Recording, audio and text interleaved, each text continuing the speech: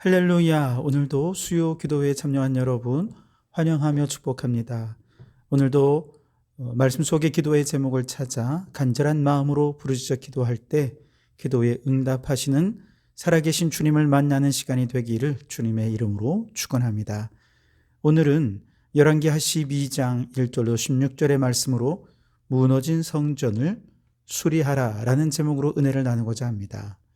성경에 보면 성전의 운명은 그 시대 국가의 운명과 맞닿아 있는 것을 보게 됩니다. 예를 들어 성전을 사모했던 다윗 시대와 성전을 직접 짓고 성전의 예배를 소중하게 여겼던 솔로몬 때에는 나라가 얼마나 융성했는지 모릅니다. 반면에 나라가 남과 북으로 분열된 직후에 르호보암 왕은 애굽 왕 시삭이 예루살렘을 치고 성전의 모든 보물과 왕궁의 보물을 다 빼앗아 가버려서 솔로몬이 금 방패를 들고 다녔는데 르호보암은 놋 방패를 만들어서 금 방패 흉내만 내는 지경에 이르게 됐지요. 성전의 운명이 나라의 운명과 연결이 되어 있습니다. 이후에 아사왕 때는 어머니 마아가가 아세라상을 만들자 태후의 위를 폐하고 모든 우상을 찍어 불살라 버리면서 성전의 은과 금을 보물로 가득 채워둡니다. 그런데 북이스라엘 바아사가 남유다를 치러 올라와서 라마성을 건축하자 아사왕은 저 북쪽의 아람 왕의 도움을 구하면서 성전 안에 있던 은과 금을 모두 다 갖다 바치고 말죠. 이 아사왕 어떻게 되느냐? 결국 병들어 죽게 됩니다. 오늘 말씀의 주인공인 요아스도요, 7살 때 제사장 여호야다의 도움으로 왕위에 올라서 40년간을 통치하면서 하나님께서 약속하신 그 다윗의 가문의 정통성을 지켜냅니다. 성전을 수리하면서 우상 숭배자들로부터 나라를 구해내는 너무 중요한 역할을 잘 감당해요. 그런데 아람 왕 하사엘이 공격해오자 제일 먼저 어렵게 회복했던 성전의 모든 보물과 성물들을 다 갖다 바치는 거죠. 이 요아스의 마지막 어떻게 됐을까요? 반역자에 의해 암살당해 죽고 맙니다. 성전의 운명이 왕의 운명과 연결되어 있는 것이죠. 특히 요아스라고 하는 이 한 사람의 일대기를 관통하는 하나의 백그라운드가 있다면 바로 성전입니다. 1살 때 요아스는 암살자들을 피해 성전에 들어와서 성전으로부터 보호받고 자라게 됐죠. 왕이 되어서는 우상 숭배로 인해 쇠락했던 성전을 수리하고 보수하면서 이스라엘의 영적 부흥의 중심 인물이 됩니다.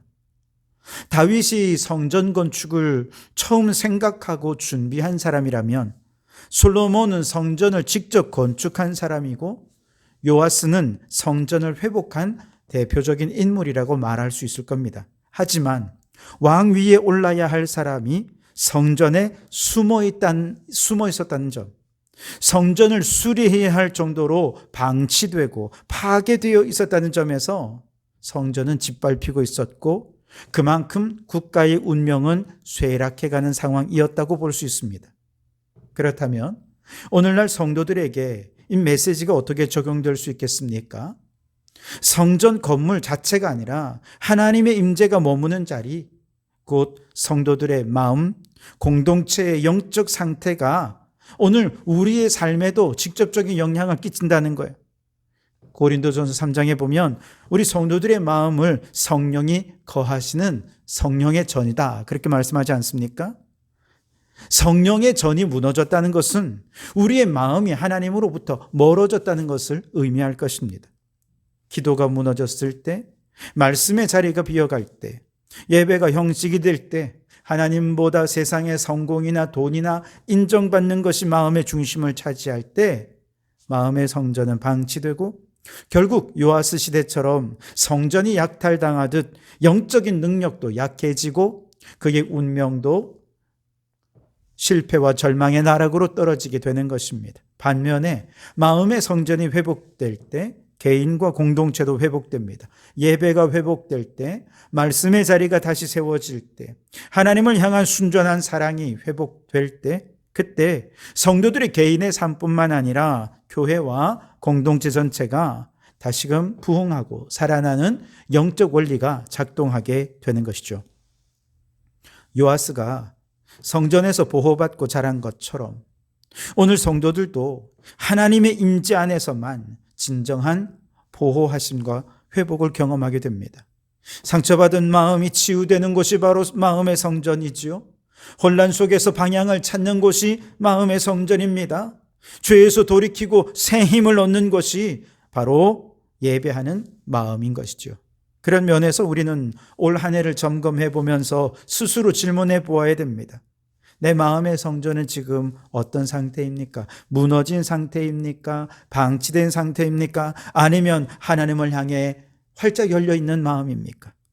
성전의 보물들인 말씀, 기도, 예배를 잘 지키고 있습니까? 아니면 아사 왕이나 요시야 왕처럼 위기만 닥치기만 하면 제일 먼저 영적인 가치를 세상에 넘겨버리고 있지는 않습니까? 마음 성전 회복이 곧 내 삶의 회복이고 교회 공동체의 회복이라는 사실을 믿으십니까? 여러분, 성전이 무너질 때 나라가 흔들렸습니다. 이것이 성경이 우리에게 말씀하고 있습니다. 오늘도 성도들의 마음이 성전이 무너지면 삶 전체가 흔들릴 수밖에 없습니다. 반대로 성전이 회복될 때 예배가 살아나고 말씀이 중심을 잡고 하나님을 향한 사랑이 다시 뜨거워질 때 개인도 가정도 교회도 다시 살아날 줄 믿습니다. 바라기는 이 믿음으로 무너진 성전을 다시 수리하고 회복해서 하나님 앞에 온전히 서는 이 밤이 되기를 주님의 이름으로 축원합니다. 자, 그렇다면 요아스가 성전을 수리했던 것을 보면서 어떻게 우리의 무너진 성전을 수리할 수 있는지 몇 가지를 좀 생각해 보면서 기도 제목을 또 찾아볼 텐데요. 우선 첫째로는요, 성전 수리를 위해서는 멘토가 필요하다는 것이죠. 자, 요아스는요, 너무 어린 나이에 왕이 되었기 때문에 주로 여호야다를 멘토로 삼아 그에게 의존했습니다. 요아스의 어린 시절, 여호야다가 맡았던 대리 청정은 성경 전체의 흐름 속에서는 매우 긍정적이고 결정적인 역할을 한 것으로 평가할 수 있습니다. 그런데 단순히 왕을 대신해서 그가 통치했다기보다는 유다 왕국의 신앙과 왕조를 보존한 아주 중요한 역할을 감당하게 된 것이죠. 우선 여호야다는요, 다윗 왕조를 보존하는 결정적인 역할을 했습니다. 아달랴가 다윗의 왕족을 다 죽이고 권력을 장악했을 때 그는 요아스를 숨겨서 다윗 왕조의 씨를 보존했죠. 이건 단순한 정치적인 행동이 아닙니다. 하나님께서 다윗에게 약속하신 그 언약을 지키는 신앙적인 행동이었던 것이죠. 다윗의 등불이 꺼지지 않게 해주겠다 약속하신 하나님의 약속, 메시아 언약의 계보를 이어지게 하는 아주 중요한 고리 역할을 하면서 그는 언약의 도구가 되었습니다. 게다가 어린 요아스를 신앙으로 양육한 영적 아버지의 역할도 감당했지요. 요아스가 7살 때 왕이 되었기 때문에 정치적, 행정적 판단을 할 능력이 없었잖아요. 여호야다는 단순히 정치적 후견인이 아니라 영적 스승이자 아버지로서 그를 양육했고 그를 도왔던 것이죠. 셋째로 여호야다는 바알 숭배를 제거하고 성전 중심의 신앙을 회복하는 중요한 역할을 했습니다. 바알 신전을 헐고 제단을 부수고 바알의 제사장들을 죽이고 성전 예배를 회복하고 제사장 조직을 재정비하고 성전 중심의 신앙 체계를 다시 세우면서 단순한 정치개혁이 아니라 유다의 영적 대부흥을 이루는 역사를 감당했던 인물이지요. 오늘 2절에서 요아스에 대해 왕으로서 평가한 내용은 이렇습니다. 제사장 여호야다가 사는 모든 날 동안 요아스가 여호와 보시기에 정직하게 행하였더라 그랬습니다. 여호야다가 사는 날 동안에는 여호와 보시기에 정직하게 행했어요. 하지만 여호야다가 죽은 이후에는 그렇지 않았다는 것입니다. 여호야다와 이 요아스는 아주 밀접하게 연결이 되어 있던 것이죠. 이건 왕에 대한 평가 이전에 왕을 양육했던 여호야다의 신실함에 대한 하나님의 칭찬이기도 한 것입니다. 요아스에게는 여호야다가 있었기에 성전 수리를 감당할 수 있습니다. 마찬가지로 우리의 마음이 무너질 때 신앙이 흔들리고 영적인 침체가 찾아올 때 혼자서는 회복이 어렵죠. 그래서 나를 말씀으로 붙들어줄 영적인 멘토가 필요합니다. 나를 위해 중보 기도해줄 중보의 기도자가 필요합니다. 지금 내 영적 상태가 어떤지 점검하고 따끔하게 권면해줄 누군가가, 그런 공동체가 있어야 합니다. 내가 더 나아가서 나도 누군가의 여호야다가 되어 주어서 그의 무너진 성전을 회복할 수 있게 도움을 주어야 합니다. 그래서 마음의 성전을 수리하는 것은 결코 혼자 하는 프로젝트가 아니라 함께 세워가는 공동체적 사명이라는 것입니다. 그러면 누가 여호야다와 같은 멘토가 되어줄 수 있는가? 그것은 단언코 말씀의 약속을 붙잡는 사람이라고 할 수 있습니다. 왜냐하면 오늘 우리의 마음의 성전이 무너지는 가장 큰 이유는 상황의 심각성이나 상황의 위기 때문이 아니라 말씀이 연약해지고 말씀이 흐려지고 하나님의 약속보다 세상의 소리가 더 크게 들리기 때문에 그렇습니다. 바로 그때 멘토라고 해서 성경을 많이 아는 사람이나 인격이 대단히 훌륭한 사람이거나 목회자가 그의 어떤 영적인 멘토가 되느냐? 그렇지는 않습니다.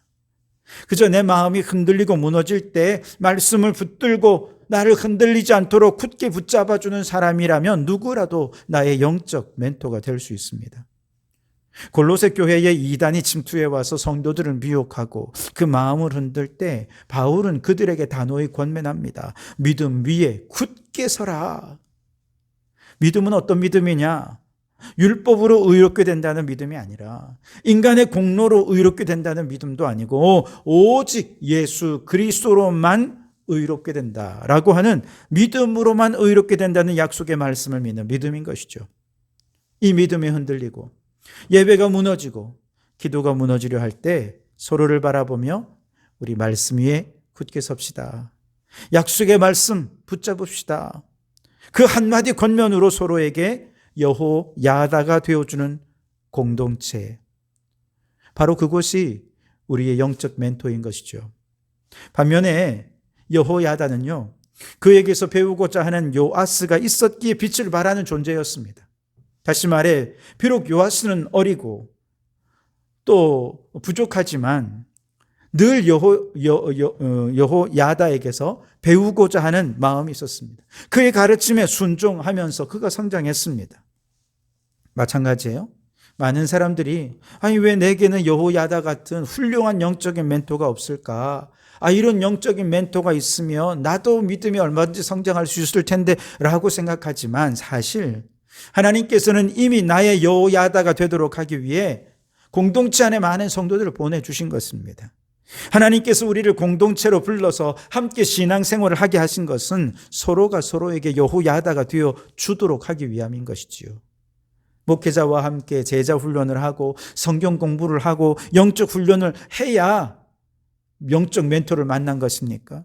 성도들과 함께 신앙생활을 할 때 내가 먼저 요아스 같은 마음으로 나는 영적으로 아직 어립니다. 나는 부족합니다. 라는 마음으로 성도들로부터 배우고자 하는 마음을 갖는다면 함께 공동체 안에 신앙생활하는 모든 사람들, 심지어 이제 막 신앙생활을 한 초신자들조차도 나의 여호야다가 될 수 있는 것입니다.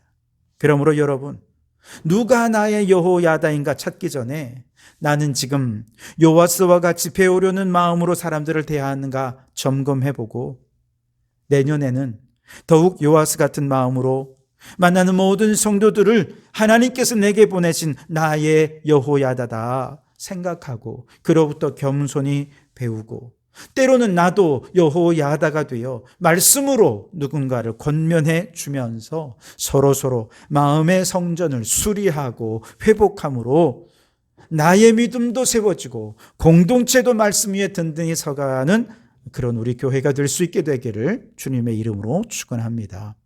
두 번째로 마음의 성전을 수리하기 위해서는 의지적 결단이 필요합니다. 오늘 5절과 6절에 보면 제사장들이 각각 아는 자에게서 받아들여 성전의 어느 곳이든지 파손된 것을 보거든 그것으로 수리하라 하였으나 요아스 왕 23년에 이르도록 제사장들이 성전의 퇴락한 데를 수리하지 아니한지라 그랬습니다. 자, 요아스는 어린 시절 이미 제사장들에게 성전 수리를 명령했습니다. 왕이 되자마자 명령했어요. 그리고 백성들에게서 거둔 성전세인 은을 사용하라고 명령했습니다. 하지만 제사장들은 왕의 명령에도 꿈쩍도 하지 않았습니다. 왜냐하면 제사장들은 생계를 위해 어쩔 수 없이 이 성전세를 성전 수리가 아니라 자신들의 생계비로 유용해 왔기 때문에 그렇습니다. 여호야다도 그런 사정을 잘 알고 있었기에 적극적으로 성전 수리를 추진하지 못했던 측면들이 있었던 것 같습니다. 다시 말해 지금 구조적으로 제사장들의 생계 문제가 해결되지 않으면 성전 수리 자체가 불가능한 상황이었던 거죠. 과거에는 요아스가 어려서 제사장들의 관행을 강하게 제어할 힘이 부족했어요. 그런데 요아스가 왕이 된 지 23번째 되던 해, 23년째 되던 해에, 즉 요아스가 나이 30살이 되었을 때 요아스가 어느 정도 이제 힘을 갖게 되었고 왕권이 안정되자 이제 성전 수리를 결심하고 의지적으로 이 일을 다시 한번 명령한 것이죠. 그렇다고 막무가내로 밀어붙인 것이 아니라 먼저 헌금 체계를 정비합니다. 구조적인 문제를 동시에 해결하면서 이 결심을 실천한 거죠. 그래서 7절 하반절에 보시면 이제부터는 너희가 아는 사람에게서 은을 받지 말고 그들이 성전에 파손한 데를 위하여 드리게 하라 그랬습니다. 너희가 아는 사람은 누구냐? 성전 회계 담당자인데 이 사람도 제사장이에요. 지금까지는 제사장들이 회계를 담당해 오니 결국 그 회계는 제사장들의 생계를 위해 쓸 수밖에 없었던 것이죠. 이제는 그렇게 하지 말고 그들이 직접 드리게 하라. 이 그들은 누구냐? 백성들을 말하는 것입니다. 백성들이 성전 수리에 의지가 있었어요. 그러나 아무리 성전세를 드려도 성전 수리가 안 되는 거죠. 그래서 이제는 백성들이 직접 성전세를 모으게 했고 그 모여진 성전세를 제사장을 통하지 않고 성전 수리를 담당하는 감독관에게 직접 전달하게 했습니다. 11절 12절에 그 달아본 은을 일하는 자 곧 여호와의 성전을 맡은 자의 손에 넘기면 그들은 또 여호와의 성전을 수리하는 목수와 건축하는 자들에게 주고 또 미장이와 속수에게 주고 또 여호와의 성전 파손한 데를 수리할 제목과 다듬은 돌을 사게 하며 그 성전을 수리할 모든 물건을 위하여 쓰게 하였으되. 자, 이렇게 되면서 성전세가 다른 목적으로 유용되지 않고 성전 수리 항목에 정확하게 쓰일 수 있도록 구조를 개혁한 것이죠. 이게 중요한 이유는 뭐냐? 회복은, 수리는 결단 없이는 안 된다는 것입니다. 오랫동안의 관행이 있잖아요. 그 오랫동안 굳어진 관행을 깨뜨리고 새로운 구조를 만들고 개혁하려면 아주 굳은 의지와 결단이 필요합니다. 우리도 마찬가지예요. 오랫동안 기도하지 않는 생활이 관행처럼 굳어져 왔잖아요. 말씀을 보는 것보다 보지 않는 것이 더 익숙해졌고 예배도 그냥 일 있으면 얼마든지 빠져도 되고 예배 드리는 것보다 다른 일이 우선되는 것이 당연하다고 생각하는 것이 우리들이잖아요. 그러는 동안 마음의 성전이 무너지고 파괴되어 버린 것입니다. 이렇게 오랜 세월 내 안에 관행처럼 당연한 듯 자리 잡고 있는 이 모든 관행들을 깨뜨리고 새로운 삶의 구조와 패턴을 하나님 중심으로 예배 중심으로 바꾸기 위해서는 의지적인 결단이 필요하다는 것이죠. 다시 수요일 저녁이 되면 기도하는 것이 습관이 되어야 합니다. 매일 하루를 시작하기 전에 하루를 마감할 때 정해진 시간 되면 다시 말씀을 읽고 묵상하는 것이 습관이 되어야 합니다. 주일에는 예배보다 우선시하는 그 어떤 것도 없어야 되고요. 주일을 거룩히 지키는 것 습관화하기로 의지적으로 결단할 때 무너진 마음의 성전이 수리되고 회복되는 역사가 나타날 줄 믿습니다. 여러분, 요아스의 성전 수리는 단순한 성전 공사가 아니라 영적 회복 운동이었습니다. 오늘 우리에게도 하나님은 동일하게 말씀하십니다. 너의 마음의 성전을 다시 세우라고. 무너진 기도의 성전을 세우고 금이 간 예배의 성전을 고치고 방치된 말씀의 성전을 수리하고 하나님과의 관계를 다시 이어가라고 말씀하십니다. 하나님은 우리가 다시 세우는 그 성전에 임하실 것입니다. 그리고 그 성전에서 우리의 삶을 새롭게 하실 줄 믿습니다. 이제 올해가 가기 전에 무너진 마음의 성전을 다시 세우고 새 마음으로 새해를 맞이하는 성도들이 되실 수 있기를 주님의 이름으로 축원합니다. 기도하겠습니다. 오 주님, 마음의 성전이 수리되게 하옵소서. 마음의 성전이 내 인생의 운명과 연결되어 있고 교회 공동체의 운명과 연결되어 있으니 무너진 예배, 무너진 말씀, 무너진 기도의 제단이 수리되고 세워져서 다시금 인생의 복을 받고 교회가 부흥되게 하여 주옵소서. 마음의 성전을 세우기 위해 말씀으로 붙들어줄 여호야다 같은 영적 멘토로 우리 성도들을 보내어 주신 줄 믿고 감사합니다. 겸손히 배우려는 요아스의 마음을 주셔서 믿음이 흔들리고 무너질 때마다 성도들을 나의 여호야다로 여기고 배우고 도전받아 말씀의 언약을 붙들고 일어서게 하여 주시옵소서. 새해를 앞둔 지금이야말로 하나님 중심 예배 중심의 삶의 구조로 재정비하기 위한 결단의 때인 줄 믿습니다. 오랫동안 굳어진 잘못된 신앙의 관행 끊어버릴 용기를 더하여 주시옵소서.